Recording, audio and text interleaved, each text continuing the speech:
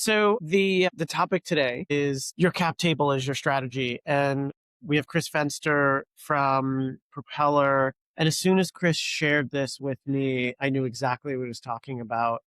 But Chris, why don't you sort of articulate what the subject is today? Because I feel like in the description, some people felt like this was relevant, but as somebody who's been in a lot of board meetings and seen a lot of investor and founder interactions, what do you mean when cap table is your strategy? Yeah, I'm glad that you asked. There's a lot of nuance here. I think people underestimate the cap table as a failure mode. You think about fundraising, so much effort, so much energy goes into just getting the money that people are less inclined to think about designing the cap table or the architecture of the cap table as being sort of a foundational part of the business. And so has been something that actually has taken me a long time to see. I think I had probably been a CFO for 15 years across a bunch of businesses and even into Propeller a little bit before I even really started to understand how important this is and how nuanced it is. And so I think the main thing is just recognizing that the cap table isn't just the administrative function. It's not just the list of people that have invested in the business. It really is foundational to the strategy of the business. And that a lot of founders, and sort of not fully contemplating that strategy until it's too late, candidly, miss an opportunity to find alignment that winds up being really problematic down the road. So how can founders get out ahead of this? You know, you're trying to pitch and founders are always thinking, well, I need to tell them how I'm going to IPO. I'm going to, paint this big picture.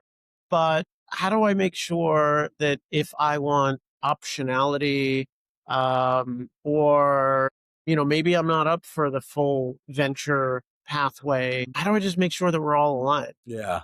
Maybe there's two fundamental things that are helpful to understand. One of them is that when you raise capital from an institutional investor, it's almost like it's this sort of Faustian bundle where we want the money, we need the money to go build the business, but it comes with strings.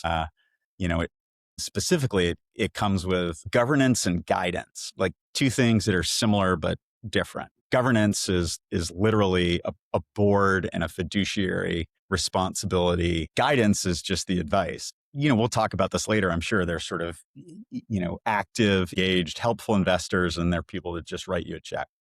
Founders can and should be pragmatic about, finding a good balance, like a great investor that has domain expertise and can be actively engaged is an incredible asset. Similarly, a great investor who knows when to stay out of your business and let you, be in founder mode can also be a great asset. And those things might evolve over time. But I think the first principle is that institutional capital is very often, and especially in the case of lead investors, bundled with governance and guidance. And it will be hard to understand what the sort of future implications of that are going to be in the moment where you've got a term sheet, an exploding term sheet or something, in a short period of time. So I think that's the first thing. And then I think the second thing. Can I ask you about the go ahead. guidance part? Because I find that especially founders who have taken money for the first time try and engage the guidance part. And there's this sort of reality of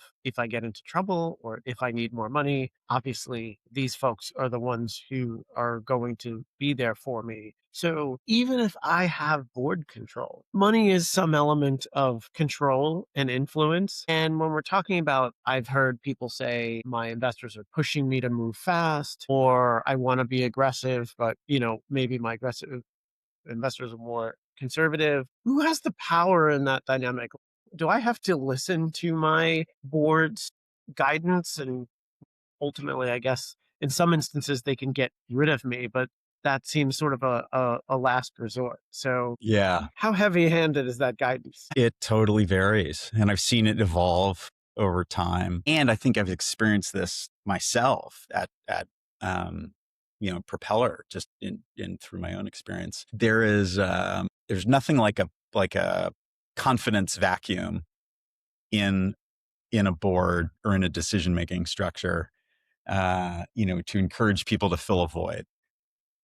You can have all the sort of legislative board control, ownership control, but if you're not confident in your own judgment, in your own ability, in your team's ability to execute, like, who's going to fill that gap? The people that put the money into the business. And, honestly, we should expect that. Like, no shame on them. I think it's just understand the dynamic. We'll actually talk about this maybe with the other piece of this, which is because if the first piece was, hey, there's a bundle, the second piece is there's a system.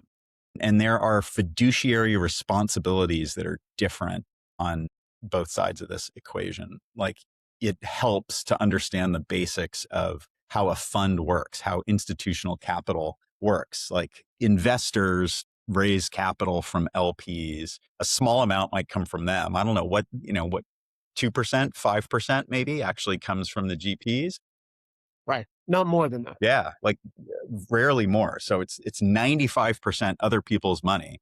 And by the way, like they're going to charge 2% per year. It's a 2 and 20 deal, right? So it's like, oh, I'm going to put in 2% of my own money, but then I'm going to take 2% of the balance every year as fees to actually run the business. Like, there's nothing wrong with this, but this is how the thing is designed. This is how the system is designed. And as a function of that, it needs to put capital to work. And I think what it means is that if you're a GP, your customers are your LPs. And I think, as founders, we're sort of inclined to think of ourselves as the customers. Like, well, we're getting the money, but we're really not. Like, we're the inventory. If you want to think about it that way, like, their job, their fiduciary responsibility is to buy low and sell high. And we know that this is risky, right? We know that 10% of the investments generate somewhere between 60 and 80% of the economic returns. And that creates a systemic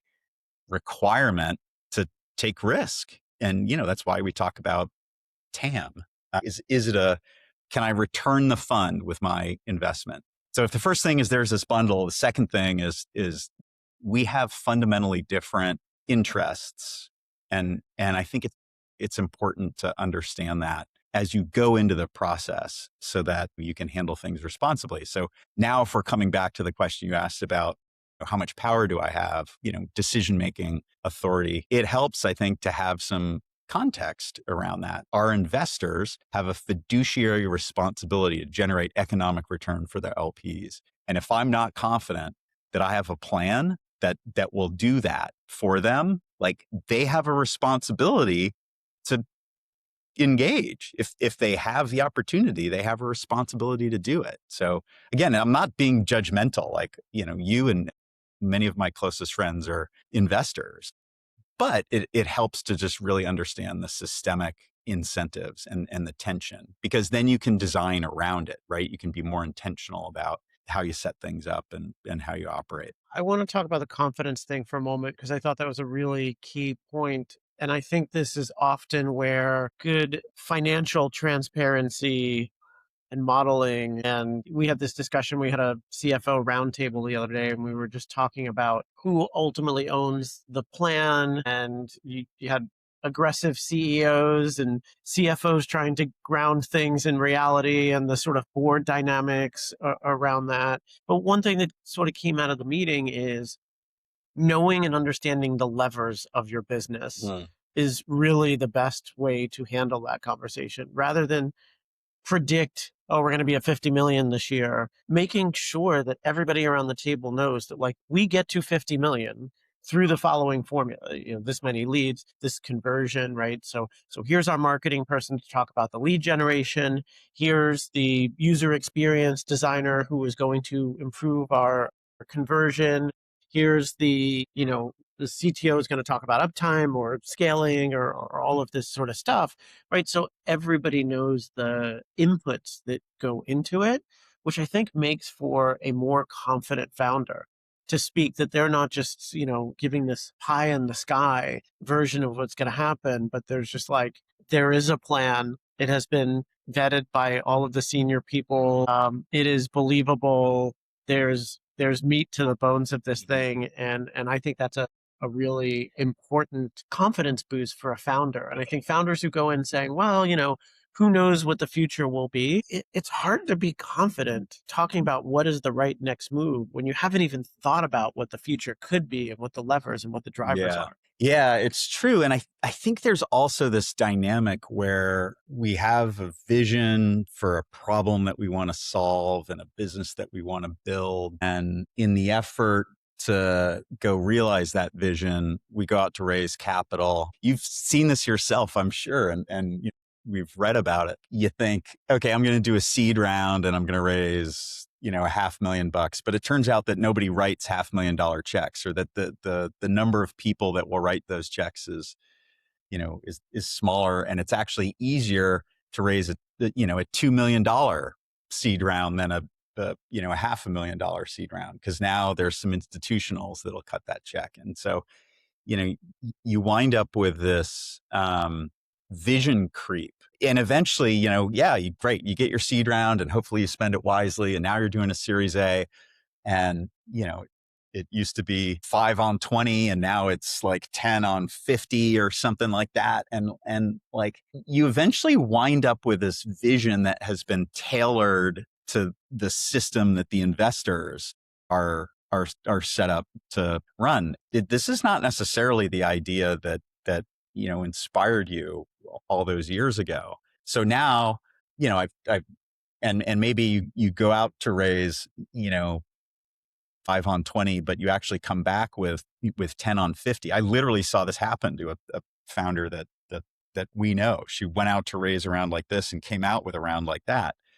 Well, I think maybe unbeknownst to her at the time, the hurdle rate it is so much harder to build, that bigger business that returns the fund than it is to build that smaller business. And so it committed all of us to, a much harder outcome. And to say nothing of the dilution, because obviously the idea is smaller slice, bigger pie, but like dilution also it has this risk ratchet where, I was going to take this dilution and my hurdle looked like this, but instead I took this dilution and now my hurdle is enormous. And now that's actually the business that everybody expects me to go out and build.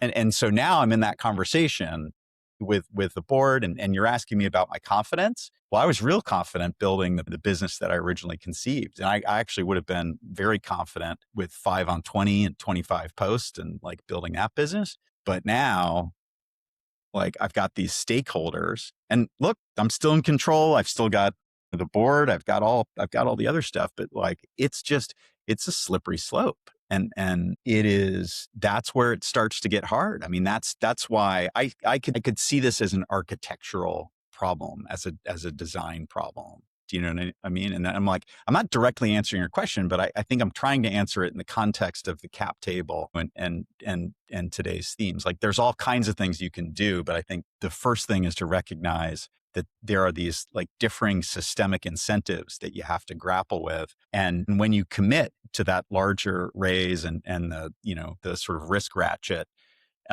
you have to re-underwrite your strategy. You have to put people around you that you trust to execute on that strategy. And, if you create a confidence vacuum, your investors are going to be very quick to fill it. For sure. And you wanted to bring up a particular example in a consumer company that we all know and had a very visible ride on the upside, and then as a public company, had some difficulty. I do want to, address a couple of questions related to sort of the venture terminology, and we're talking about raising $5 million on a $20 million valuation, and all of this like valuation terminology and what's going on in the market, and the idea that people uh, are out there at the $2 million level and not at the $500,000 level. How important is it for a founder to be venture savvy in this way? Because a lot of the stuff that we're talking about, somebody's sitting there going, well, I'm an expert in machine learning, but all of this like venture inside baseball that you're telling me I'm sort of getting into, like, besides reading, Bradfeld's Venture startup deal. deals, venture deals, right? And then, of course, before you pitch, Founder Unfriendly, which is Yeah. my book that's coming out in a month. Yes, that's right. How important is it for a founder to be venture savvy before raising? Yeah, that's a good question. I want to say not that important. I really want to say that, but I can't. I mean, the subject of today's webinar, and it's really helpful to be educated about the basics. And I feel like a good law firm, like a good partner on the legal side, can help you walk through like this is what this means for you. yeah, Let me tell you about the examples that I've gone through and how this waterfall plays out, or this board dynamic, or this decisions is a really good help. yeah, And when people go and they say, well, I know this friend, he has a law firm, he's a solo practice, this is going to be cheaper. That's what you're missing out on, because there's a lot of venture savviness in your service provider ecosystem, and not that's just law true. firms, but Yeah. folks like you guys, like you've seen it a million times. Yeah, and I think good lawyer is a great place to start. You're going to need somebody like that to close the deal. Uh, there are different flavors of good lawyering. You ask one lawyer a question, and you'll get uh, a giant menu of options, but no actual direction. There's another sort of breed of lawyers. I found more of them here in the New York, New Jersey area, interestingly, who are happy to tell you what to do. Maybe they'll give you three options, but you're going to know exactly which one you should take. And Right, they're opinionated. yeah, I tend to find that helpful. Lawyers will also look at things through a lens of like risk and frameworks. Somebody like you is going to look at it more through the lens of not just an investor, but somebody who has worked hard to build community and really seeing like breadth of impact. Like, I think just getting a balance of sort of professional perspective and just somebody I trust is pretty critical. And to be honest, you can feed that into the cap table thread through like independent board membership. This is another thing that like often gets lost or missed, and because a lot of startup boards don't have an independent, until much later. Your whoever does your Series A, gets one seat, and whoever does the Series B gets another seat, or maybe the Series C or whatever, right? And you've got a 5-person board, and like just don't get a lot of independence on there. Like that can really help with this like governance guidance question. And I think a lot more startups should have independent board members. And even if that's like a rotating seat that sits for a couple years, where you've got somebody who can be a part of that dynamic and observe the interaction between board and founder, like somebody who's trusted by the founder, it'll feel like a company seat in those early years. And then So let's jump into the Casper example. yeah. Okay. So I think this is, I think, so a lot of people know Casper, the mattress company. And um, we met the founders after I'd been in New York for a couple of years, and wound up working with them. I think from like a week after their launch until they graduated from Propeller several years later, and they were doing well over 200 million in revenue at that point. And like, this was sort of my first appreciation for the challenges of cap table architecture. And I should preface this by saying that there were like 5 founders there, which by the way has a certain impact on dilution, right? Because 5 founders own 1/5 of the amount, each of one founder. So that there's one element of that. These are also I didn't get to know all of them, but like Philip and Neil, who I got to know the best, are some of the smartest people I've met. I mean, Neil I think he was like admitted to med school at age 17 and was like building robots for NASA, like really smart. So it's not a function of like intelligence or even experience necessarily. And Casper built an extraordinary business. You talk about sort of the OG e-commerce, it's Warby, it's Casper, the mattress in a box thing. Like that was, and they deserve a lot of credit for building that. But like, raised, I think, $350 million before they IPO'd. They raised another 100 million in their IPO, and I think they went out at their valuation was like about the same as the amount of capital they had raised when they launched. And I can look at this. And by the way, they after they'd raised 300, or they've raised like They 250 million. turned down a deal in They there turned somewhere. down a deal. Casper offered, or Target offered them like $1 billion. 950, yeah, Yeah, something it's like like that. a little bit less than $1 billion, and they turned it down. And then they IPO'd several years later at 300 million, right? So a third of the value of the offer that they had in hand. And I came to see all that as there are a whole bunch of issues in there, but simplifying it a little bit, like the cap table was a part of it. I mean, the business was really healthy. I don't want to go into sort of the specifics of it, although I don't imagine any of the guys would care. But it was really healthy up until around their Series B. And then and that was a big raise at a very high valuation. And, this was also sort of venture playbook at the time. A lot of companies were doing this, and, they spent a lot of money on customer acquisition. And, at the point where they IPO'd, I think they were burning, this is all publicly disclosed information at this point, but they're burning close to $100 million a year. They had 50 million in the bank when they IPO'd, and then they raised 100 million in the IPO. Like, they had just developed this really unhealthy set of economics. And a lot of that was a function of the cap table design. Like, it couldn't afford to be efficient at that point because the bar had been set so high that they had to get $1 billion outcome. Like, anything less would have been disappointing for those later investors. And even at 300 million, like, the early investors did quite well. They obviously did a third as well as they would have done at $1 billion. But, when you IPO, everybody converts into common stock. And like, I don't want to get arcane about it, but like, it would have been, a terrible outcome for the last money in, and a good outcome for your early investors. But it could have been prevented, I think. And so I took some lessons from that, that influenced my thinking and some of the stuff that we're talking about today. But it's just a good example of how, like, we haven't talked about the preference stack, but when you're the common stockholders are the last to get paid by design in this process. And when you have, $350 million sitting on top of your first dollar, like, it just creates an incentive. It's this risk ratchet. There are certain things that you just can no longer afford to do. You can't afford to be a good business or even a very good business. You have to be an extraordinary business, and you have to take all the risks to do that. Like, I think this is an example of that happening in practice.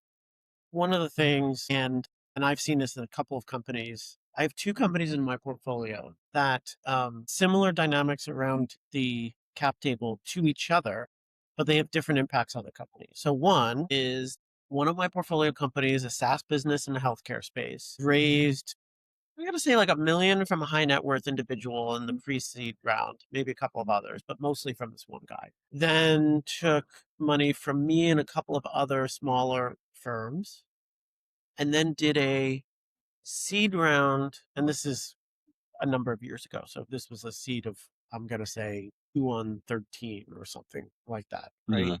From a group of angel investors, and angel investors who did not have institutional capital behind them, who were okay with smaller outcomes and didn't necessarily want to get diluted. This company kept a lot of money in the bank, was not as aggressive as they could have been. During the pandemic, that came out quite well because they were selling into hospitals, and hospitals were very distracted during the pandemic, as you can imagine, right? So they had some nice cash in the bank.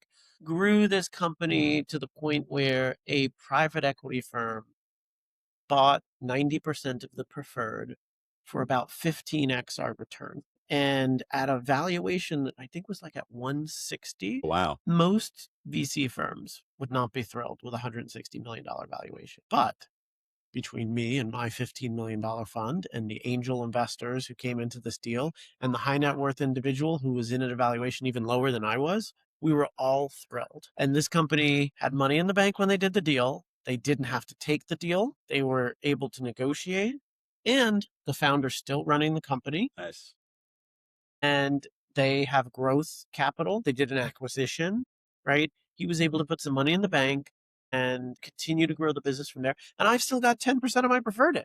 Oh, wow. right? So I might get Yeah. another turn on this Bite thing, of the which is apple. great, right? On the flip side, I have another portfolio company that has Uh-oh. very high potential and has a bunch of non-institutionals around that don't want to rock the boat, don't Yeah. want to lose money. Yeah. And they are kind of sandbagging the numbers and the pitch for the next round. They don't want a zero more than they want a $2 billion outcome. And so, like, similar non-institutional profile, but in one instance, it worked really well for the founder because he always felt like the exit was going to be a little smaller, but he had a high chance of getting there. And in this, which we have probably more room to run, he's got to convince his cap table to put out a venture kind of pitch.